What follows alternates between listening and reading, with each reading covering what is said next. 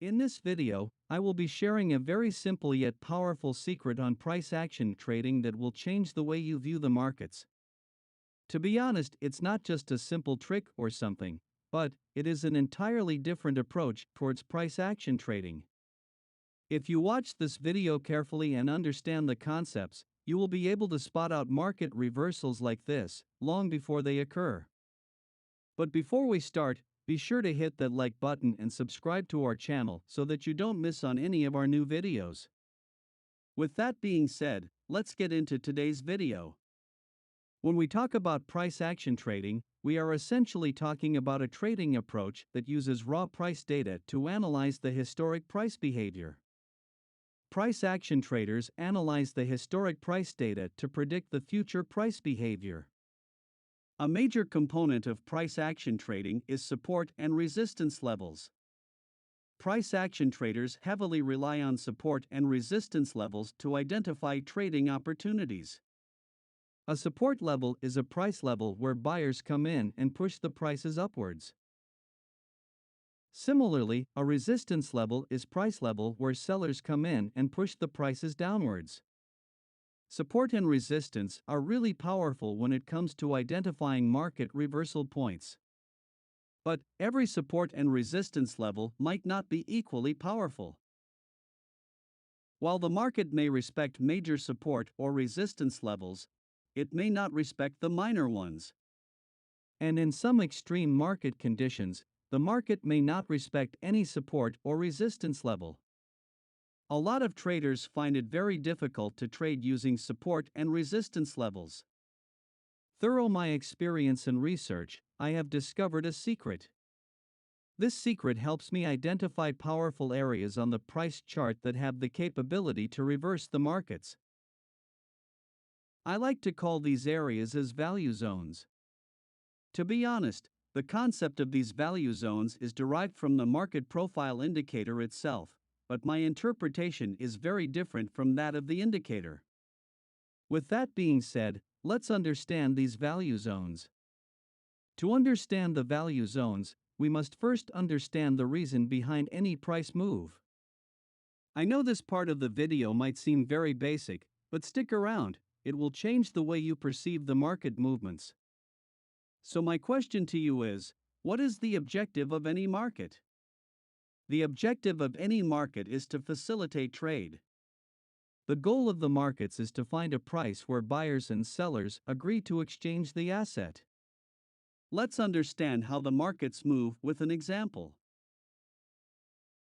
On this chart, when the market was trading around this price, the buyers were willing to buy, but the sellers were not willing to sell. Therefore, the buyers take the prices higher in order to entice the sellers to sell. Therefore, we see an uptrend. Remember, in an uptrend, the buyers are willing to buy, but the sellers are not willing to sell. Therefore, the prices go up. Then, once the buyers and sellers find a price that is attractive to both of them, they start to exchange. The exchange between the buyers and sellers is visible as the price goes sideways for a couple of candles. When the market is in a sideways range like this, it signifies that the buyers and sellers have found value at this price. They both see the current price as a fair price of the asset. Therefore, the buyers are buying when the price reaches this lower boundary and the sellers are selling when the price reaches the upper boundary of the range. This area is what I call as the value zone. We will learn how to use them very shortly, but for now, let's continue through the chart. Soon enough, we see that after a certain point, the buyers no longer see the current price as fair value. Therefore, they do not buy when the price reaches the lower boundary. As a result, the sellers push the price downwards to attract new buyers. Remember, in a downtrend, the sellers are willing to sell, but the buyers are not willing to buy. Therefore, the prices go down. Now that we have understood the price action, let's bring our focus on the concept of value zones. Value zones are nothing but a price area where buyers and sellers exchange a big quantity of the asset. I have noticed that once the price breaks out of the value zones, they act as a major level of support and resistance. Let me show you with an example. On this chart, during this particular time period, we see that the market traded sideways without any trend. It created this price range. So, we can say that the price has found value.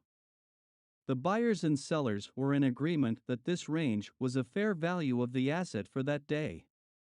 Therefore, they exchanged huge quantities of the shares in this range. The sellers sold at the upper boundary, while the buyers bought at the lower boundary. So we mark this as a value zone. Later, on the very next day, the price gaps down and breaks below the value zone. On the third day, the price comes back near the value zone and immediately faces a resistance, and it tanks downwards. The value zone acts as a major resistance and the price immediately trades lower. The question is, why did this happen? To understand this concept, we need to think through the minds of buyers and sellers.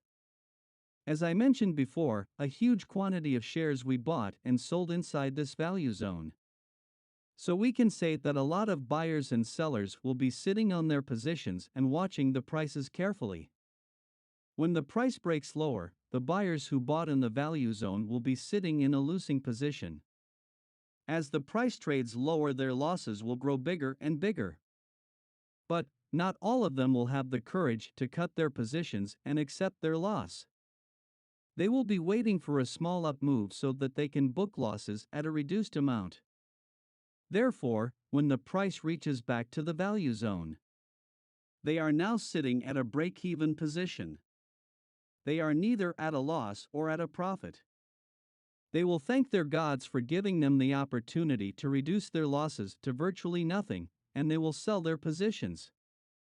When they sell their positions, their sell orders create a bearish pressure and move the prices lower. So this was the story from the buyer's side.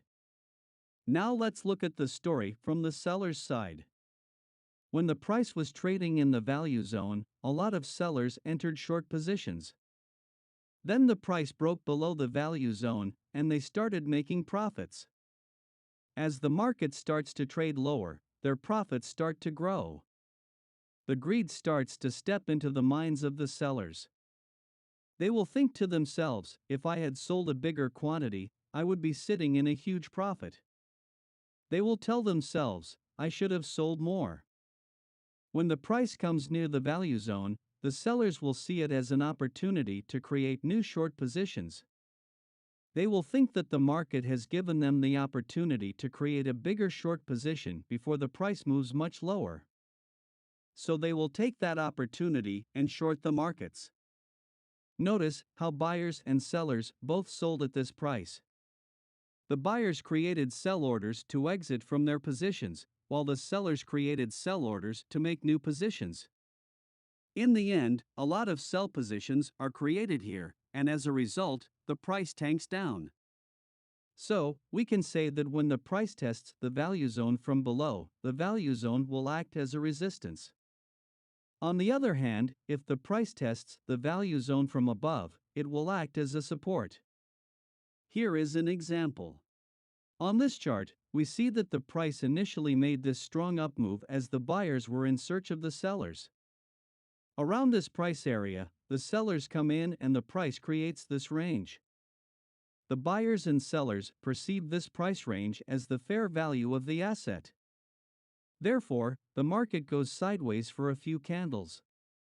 The buyers buy at the lower boundary, while the sellers sell at the upper boundary. Then the price breaks above the value area and it starts to trade higher. When this happens, the sellers who sold here start to lose a lot of money. They wait for a down move in price so that they can exit their positions at a reduced loss. When the price finally comes back near the value zone, the losses of the sellers reduce, and at this point, the sellers are at break even. They thank their gods for providing them with an opportunity to cut their losses, and they start to exit their positions. To exit their positions, they have to buy back the shares that they sold before. In other words, they create buy orders to square off their sell trades. Their buy orders create a bullish pressure that helps the prices to go up again. Now, let's look at this chart from the perspective of the buyers. When the price breaks above the value zone, the buyers start to make profit. They start to feel the greed. They regret not buying the shares in huge quantities. If they would have done so, they would be sitting in a bigger profit. So, they beg for the market to give them the opportunity to buy again at the value area. And as the price pulls back to the value area, it becomes an opportunity for the buyers to buy more. The market is giving them a chance to buy at a discounted price. So they take this opportunity with both their hands and buy at this price. As a result, the buying of sellers and buyers creates a bullish pressure that makes the market go up. In other words, the value area provides support when the price tests it from above. So I hope that you have understood how the value zones work as support and resistance levels. Let's quickly go through some examples so that you can understand how to trade them. A quick note before we jump in the charts. You can trade the value zones on any time frame, but value zones on higher time frames will be stronger than the value zones on lower time frames. Here is the first example. On this chart, we see that initially the price created this down move, and it found value in this area. The buyers come in and buy at the lower boundary, while the sellers come in and sell on the higher boundary. As a result, the price forms this sideways range. Then, the price breaks below the range and trades lower. At this point, we mark the value zone with a rectangle. As the price has broken below the value zone, we can expect the price to find resistance at the value zone in the future.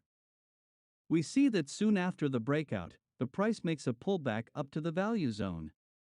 Now, we expect the price to face resistance at the value area. So it is a good idea to sell. You can use candlestick patterns to pick out your entry. For example, on this chart, we see this doji candle form right at the value zone. So we sell here. And as you can see, the market faced rejection twice at the value zone before finally making a lower move. Here is another example. On this chart, we see that the price creates this tight value zone as these several tight range candles form one after the other. Then, the price breaks above the value zone and trades higher. At this point, we mark the value zone, and we know that if the price comes back near the value zone, the price might face support and turn back upwards. So, it will be a good trade idea to buy near the value zone. Here we see that the price makes a pullback up to the value area. We now expect the price to find support and move up. We can create a short-term trend line and wait for its break to enter. On this candle, the price breaks the trend line and we enter a buy trade. And as you can see, the price makes a strong up move after our entry. So this is how you should trade value zones. I suggest you to create your own strategy and try to combine it with value zones to become a better trader. That brings us to the end of this video. If you like this video, then be sure to hit the like button and subscribe to our channel so that you don't miss on any of our new videos. See you soon.